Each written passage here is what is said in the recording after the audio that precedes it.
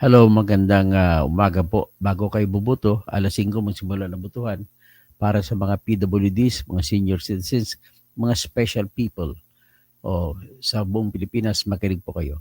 Ito po, number one, ipapakita ko sa inyo yung mga vote buying pa rin na nangyari na nahuli kahapon o isang araw ay para lang may ibalita din at malaman ng mga tao na nakikinig sa akin na aware ang mga tao ngayon sa hulihan. Baka mahuli kayo pag tumanggap kayo ng marami nagbibideo po sa ngayon. Kaya ito po ang aking ipaalala sa inyo. Kung tatanggap kayo, sigurado sikretohin nyo lang na walang ibang nakatin, walang ibang video. At kung may mag-alok po sa inyo ngayon ay wala na akong ibang magagawa dyan, tanggapin nyo na rin pero sikapin nyo na iboto nyo yung gusto ninyo.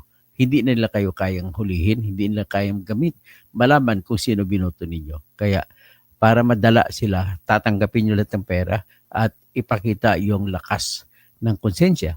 At para iboto at madala sila pag alam nila na hindi naman nanalo, hindi na sinunod ang kanilang pagpera-pera. Sa sunod, wala nang bibili ng boto. Yan pong aking pakiwari dito. sorry. So, ngayon, ating aking i-commend o pinupuri ko si Felix Berto Mangada, si Papa Bert, dyan sa Muntinlupa. Isa po siyang PWD pero masipag po siya magpuna at iyan po ang gusto ko sana mangyari sa lahat ng Pilipino. Mahilig magpuna. Puna kayo ng puna. Dito, ang ginawa niya, marami na siyang mga kaibigan at pinasa sa kanya yung video ng pamimili ng boto. At mind you, yung bilihan ng boto dyan sa Muntinlupa para sa One Munti Party List at yung pamangkin ni Mayor ni Congressman Jaime Fresnedi. Ang pamangkin niya na si Alan Fresnedi Ampayo ay namimili ng boto. So, kasama yung kanilang Manmunti Party List na ang isa sa nominee niya ay abogado pa. Dapat kasampa na disbarment ito. Si Attorney Joe Alcaraz. No? So, ito po ngayon, ipapliko po ngayon ang itong kanilang na na-discover. Yung ipipliko muna yung live stream ni Papa Bert Mangada. Ito po 'yon. Ulitin natin. Ito po 'yan.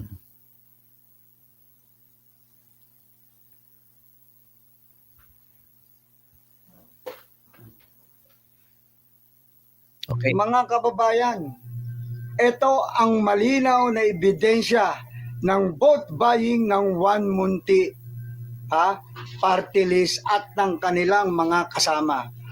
Sa pamumuno po ito ni Joe Alcaraz, Jimmy Fresnedi, Alan Cazuela, Gary Lamas, Allen Ampaya, ito ay sa Putatan Esporlas, Barangay Putatan. Ang kanilang pamimigay ng vote buying ng isang bigas at 500 pesos na ginamit nila ang kanilang core leader ni si Kagawad Nelson Brila. Panoorin ninyo. Sa IEX kasi, ang inaasal namin ngayong 2 linggo na to, i-revision. Kasi nagkaroon ng problema kasi nagbaba ang formulet ng... Yung boses ng radyo, sa loob yan ng audiovisual room ng Muntinlupa City Hall. Tapos sa kaliwang litrato makita ninyo, yan po nahuli na 500 pesos at saka bigas na isang sako na binibigay. So yan po nangyari vote buying ng One Munti sa Esporlas Barangay Putatan sa pagitan ng 8-9 ng umaga kanina, May 8. Okay. May 8 pala kahapon. After election na kasi bawal. Ay alam ko naman ay nakasaan nyo yun. Hindi natin yung kapayban sa akin na may ganung problema. Sabi sa akin ni Vice Alex, sige gawan mo ng paraan, siya gagawa ng paraan na kahit pa paano, habang kayo ay nag-uulintay, ay mabigyan naman kayo ng konting ayuda. Sabi pag bigyan mababa 500, hindi may kasama naman bigas eh. Kaya malaki pa rin. Okay. Galing kaya yun, dahil doon, andito tayo ngayon, bibigyan namin kayo ng pagtutulong. Pero hindi ko naman sa inyo, ito naman ay effort ng 120, effort naman ni Vice Allen. Sigurado mo natin na tutulungan natin si Vice Allen. Alam ko marami dito, may nakikita ako na alam ko, ako po kasi ako si Kagawad Lina. Kung ano yung aking nakikita, yun yung aking sinasabi. Hindi po ako natulungan politiko na pagka kayo ay mali, dahil kailangan mo ng boto, sasabihin sa inyo, ano yung kayo. Hindi po ako gano'n na. Kaya nga yung aking istoryan dapat tama, dapat nila kasi po mali po, mali talaga sa akin. May nakita po ako rin. Ayun, nagsasalita po, yan po si Nelson Brilla, na kagawad sa Esporlas, no? Siya po ang kamador nitong si Alan Fresnedi Ampayon na tumatakbong Vice Mayor sa Muntinlupa, at kasama nila siyempre siya lang one Munti party list. Kaya dapat i-disqualify pati one Munti party list. So, nakakasama natin na nasa sa inyo. Pero ako nakikiusap sa inyo, pag-ituto tayo sa ating sarili. Di ba? Na nandito kayo, kaharap ko, magtuto po tayo. Nakikiusap si Vice Allen ng Bayan. Alam nyo, ganito po scientific po yung ginagawa namin sa politika. Doon po ako sa politika. Kaya nagawa namin yung nakaraan 19-0. Nagawa pa ako kasi scientific yung ginagawa namin. Aminin ko sa inyo, lahat ng barangay lumabas ang survey. Lahat naman po ay lamang si Vice Allen ng Bayan. May problema lang kami dito sa Kutatan. Siyempre, hindi natin maalis. Hindi naman sila ng survey. Di ba? At ito po yung ginagawa namin. Ako yung isa sa nangyayon, ginagawa ko paraan ko. Para naman tayo ay magpapahiya. Pagdating doon sa city, nasa tingin mo sa ating barangay, nagpapaya tayo. Ito ba? Kasi nakita naman natin talaga Ang politika po ay puno ng kasinungalingan. Maniwala po kayo sa akin kasi naandun ako. Sabi nagsalita, ang politika daw puno ng kasinungalingan. Maniwala kayo sa akin. Bakit? Ano ibig sabihin? Ginagawa ko yung pagsisinungaling kasi gusto ko manalo. Diba? Pero napatunayan na naman natin sa Muntinlupa, ilang eleksyon na nagiging matalo. Ang punto niya, justify niya na mga politiko ay mga sinungaling dahil gustong mananalo. Ngayon, ginawa niya yung dahilan para mag-justify yung pamimigay niya ng pera. Sa pagpili, ngayon panahon na uso yung back check, pag-order tayo sa Shopee, i-review natin, di ba? Diba yung mga uso na yun, ito yung isang ginagamit. Yung resibo, di ba? Yun ang mga patunay. Huwag po kayo talaga sa magaganda salita.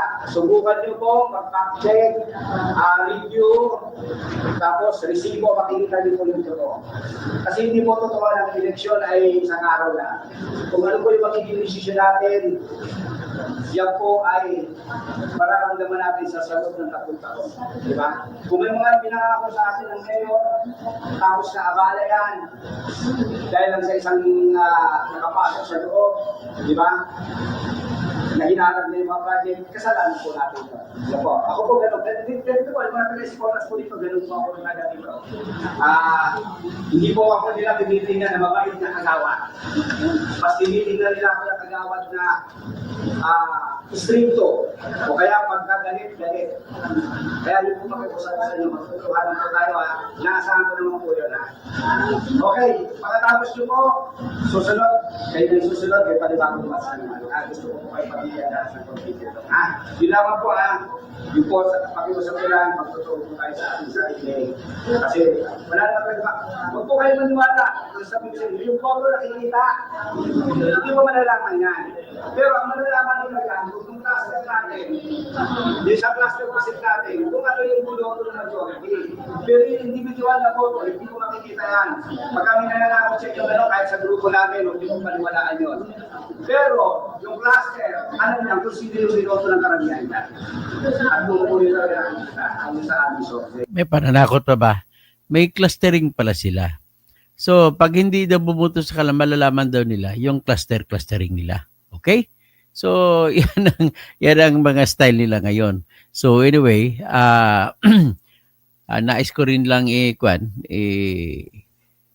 sabihin na yung aming pare kanina na nagsimba kami, ang bilin niya lang is tanggapin ang pera na kung ano man ang ibibigay at iboto ang konsensya, iboto yung iba. Huwag na yung nakabudots daw.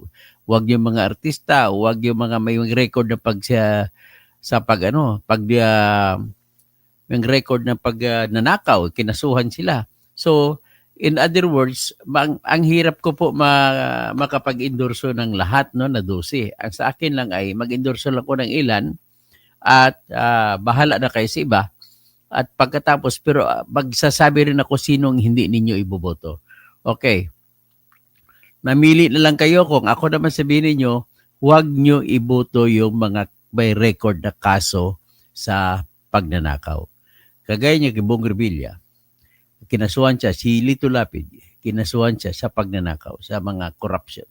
At tandaan nyo, hindi pa naibalik ni Bong Revilla ang 124,500,000 na pinapabalik sa kanya na Sandigan Bayan kahit inabsuelto siya sa kasong plunder. Hanggang ngayon, kinukontes pa niya sa Supreme Court na sinasabi niya acquitted naman daw siya, dapat hindi daw siya magbabayad. So ano ba yung klaseng argumento niyan? Yung nagbubudos na yan ay dapat hindi na natin binibigyan ng pagkakataon na mananalo pa yan. So, ganoon din si Lito Lapid, kinasuhan din yan ng kaso na plunder sa pamamagitan ng pagnanakaw niya sa lahar, sa mga quarry ng lahar. At 1,000,000 isang araw ang inakusa sa kanya na ninakaw niya. So sa isang taon, 365 million ang kinikita niya. Kung 3 taon sa isang term ay laabot po ng tinatawag na na 1 billion 1 billion lang times 3 mo na no sa 3 taon sa isang term. Sa 3 term siya 3 billion ninakaw niya, pang-apat na term yung kanyang anak na si Mark Lapid, mga 4 billion ang ninakaw nila.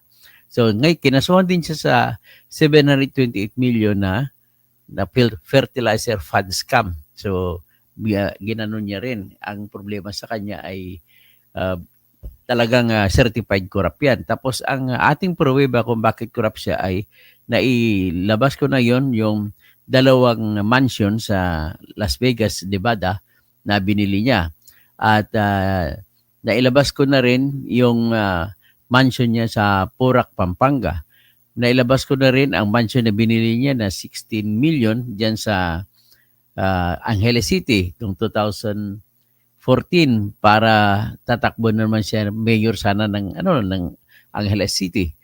Pero tinambagan siya ni Gloria na tumakbo na lang siya ng senator. Tumakbo rin siya ng pagka-mayor sa Makati City sa pamamagitan ng pagbili ng isang mansion din sa loob ng Magallanes Village. At bumili rin siya ng mansion doon sa Philinvest sa Quezon City, Batasan Hills. So mga 5 million yun ang kinita niya, ang bili niya. That was 2005. Kasagsagan ang kinikita niya sa lahar. Tapos bumili rin siya sa pinakahuling alam ko, bumili din siya ng isang mansion diyan sa Barcelona, Spain. Bumili din siya ng isang mansion pa dito sa Anbaya Cove. Yan ang mga nakuha ko mga impormasyon laban sa kanya. Tapos involved pa rin siya sa Pugo. At siyempre kakampi niya si Jing Capel at siya ang chairman po ng Games and Amusement Board sa committee ng Senate. So hindi niya imbestigahan, basta bigyan niya lang siya protection. Tapos buwan-buwan daw may kinukuha. Tapos ang kapatid niya na si Ray Lapid ata, kung hindi ako magkamali, ay lagi nakipagkita kay Jing Capel at saka mga opisyal ng Lucky South 99. At kasama siyempre dyan si Harry Roque, ng mag-abogado naman dyan. So ngayon si Jing Capel ay dismiss ng ombudsman sa pamamagitan po ng mga pag-corruption sa pagbibigay ng lisensya at hindi pagsisingil ng amilyar o real property tax na 10 million kada taon ang hindi sinisingil. Kaya yan po ang dahilan kung bakit maniniwala ka na yung mga kondo na binili niya at siyempre dininay niya, nilagay niya na ang may-ari iba. Siyempre meron ba namang na magnanakaw na amin? Wala. Siyempre lahat ng klaseng pagtatabon ay gagawin ng magnanakaw. Ganon lamang po yan. So with that, dami-dami po. Si Lito Lapid, huwag na iboto. Si Bong Revilla, huwag niyo iboto. Ang mga matitindi lang, no? Si Willie Revilla, huwag niyo iboto. Si Erwin Tulfo naman, huwag niyo na po iboto. Please lang, huwag niyo iboto. At inantay ko na ngayon ang decision ng COMELEC sa petition for disqualification ni Sram Paco kalaban kay Erwin Tulfo. Pati si Ben Tulfo, wala silang kalidad na bilang isang loyal na tao at wala silang katapatan sa bansa. Ang kanila lang po kung saan sila kikita ay doon sila makipagsabuatan.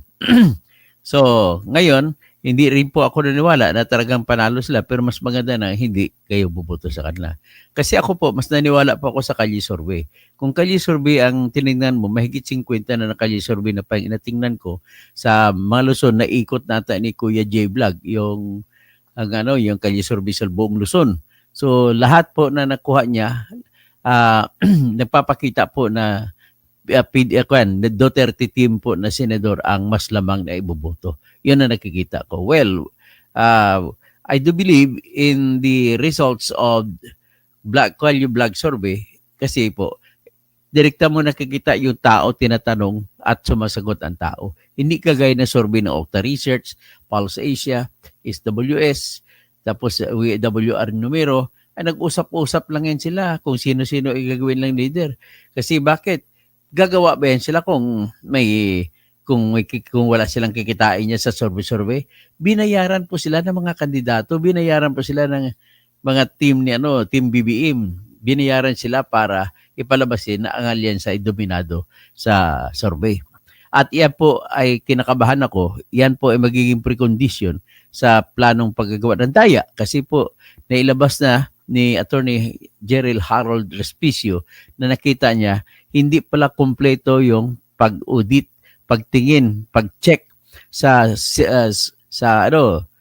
tinatawag na source code para sa mga ginamit na source code sa lahat ng computer or automated counting machines na naka-deploy na ngayon sa lahat ng mga presinto sa buong Pilipinas.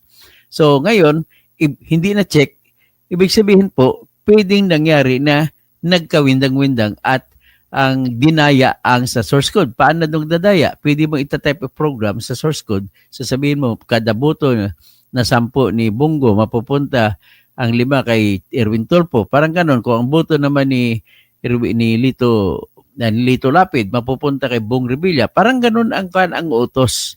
So, kailangan dapat, para patas, dapat ang utos ay for every boto na mabilang para kay Lito Lapid, mabubuto para kay Lito Lapid. Para kay Tulfo, kay Erwin Tulfo, mabubuto kay Erwin Tulfo. Ganon sana ang utos na gagawin, iproprogram nila doon sa loob ng computer, si ilalim. But then, kung binago yon, mauwi naman tayo ngayon na ang boto ng iba mapupunta sa iba.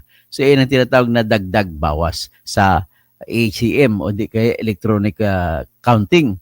Pagkatapos i-count, ipapasa yan ngayon sa Board of Canvassers ayon sa ating batas. Tanda natin yan. Ayon sa batas ng Pilipinas, Republic Act 9369 rather, ay nag-uutos na yung proseso kapag matapos mabilang yung tinatawag na mga boto ay dapat yun po ay didirektang ipadala ng internet, through internet, doon sa Board of Canvassers. Board of Canvassers ng city at saka munisipyo. At kung sino titingnan doon kung sino nanalo sa mga usapin pang mayor, pang vice mayor, pang konsyales at lang mga boto kung lone district city congressman, tingnan din kung sino nanalo congressman. Pero kung hindi, may kasamang ibang bayan, ay kung ano ang boto, ipunin ng boto sa congressman, ipunin ng boto sa party list, ipunin ng boto sa mga senators at ipadala sa provincial Board of Canvassers. Sa provincial Board of Canvassers level naman po ay bibilangin din para malaman sinong panalo sa gobernador, vice-gobernador, bukal, at saka yung sino panalo sa mga congressmen at ipunin ang mga boto para sa senador at boto para sa party list. At ang resulta, ipadala po dun sa tinatawag na National Board of Canvassers. At doon po sa National Board of Canvassers, doon po malalaman kung sino ang panalo sa senadores na top 12 o di kaya sa party list. Yan po ang proseso na dapat huwag natin kalimutan, baka mangyari o maulit na naman po yung imbis na direkta sa Board of Canvassers ipadala, dumaan sa Smartmatic na isang computer na may tatak na or Internet Protocol number na 192.168.0.2. So, mula doon, saka pa lang ibinalik doon sa mga Board of Canvassers, sa munisipyo at saka sa city. So kaya nga, ladies and gentlemen, let us pray. Wala na tayong magagawa. Oras ni Peligro na. Let us just pray that something good will come out of this. Okay? Magising kayo na maaga, pwede na mga 5:00, magdi na magbuto yung mga senior citizens at saka mga special people kagaya ng PWD o kaya kung sino-sino pa. Tapos kung may mag-attempt na pupunta sa inyo, magbibigay sa inyo, be careful kasi pwede kayong hulihin kahit tagatanggap ka lang, kahit ikaw binigyan. Hindi naman ibig sabihin na bubuto ka doon. Pero pag tumanggap ka, huhulihin ka po ng pulis. Marami pong pulis ang naka-plain clothes, hindi naka-uniforme. So, ngayon, kung nakatanggap man ka, siguraduhin nyo nagpatago po, ha? Kasi ayaw ko naman sabihin sa inyo, huwag kayo tumanggap. Pera din yan. Pera ng Pilipinas yan. Galing sa ayuda yan. Galing po yan sa AX tsaka sa AKAP.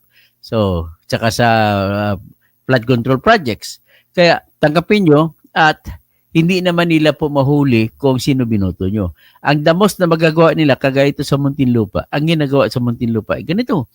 Ay malalaman daw nila cluster by cluster kung yung mga binigyan lang ng pera ay bumoto para sa kanila. Yun po. So, ito, sabi sabi ni Mr. Romualdez Tambe, tiba-tiba na naman mga leader at kapitan, Reggie Legal Philippine, Doktor, parang mananalo po dito si Lito Lapid at Budots. Dapat sana hindi na mananalo. Lahat ng mga DDS, lahat ng mga kakampings, tinatawagan ko kayo.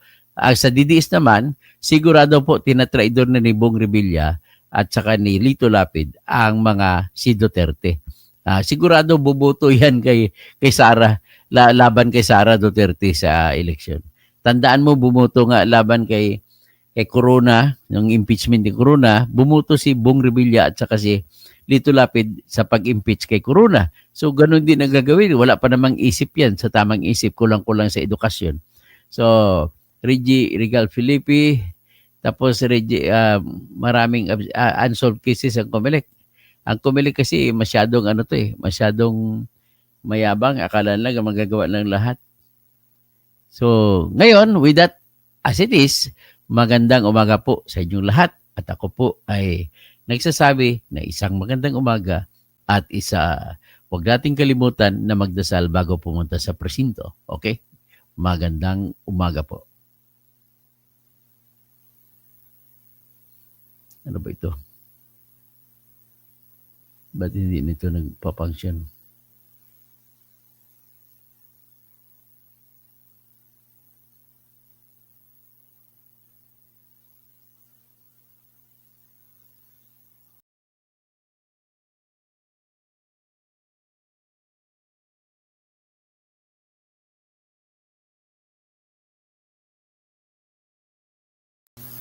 Nireload ko lang maganda ng pansyon. At sabi ni Mr. Romualdez Tambe, may 50 million daw kasi regalo ni Nalang kay Pinoy. Sino ba yan? So may paabak, Prosperes, Mr. Romualdez Tambe, marami kang alam, Tulfo Brothers, kay Kubam, okay? Sino ba? Melisio Castro Mayor, hello po, walang from Calgary, Canada. Okay. Kuya Will, Kuya Will, wag naman si Kuya Will. So, bakit ayaw ito magano?